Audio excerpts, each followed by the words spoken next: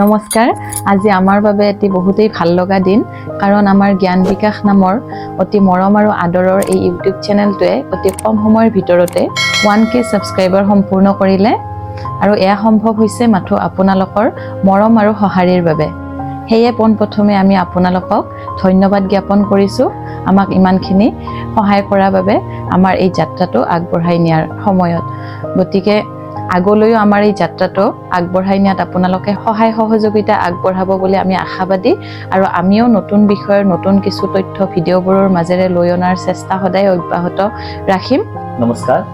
From my side also, I am grateful to everyone, those who have subscribed the channel. Within a very short period of time, this channel has achieved 1K subscriber. From now onwards, we also promise to ourselves to give the best videos relating to the topics. So for achieving this 1K subscriber, we just organize a small celebration by cutting a cake. So let's cut the cake first.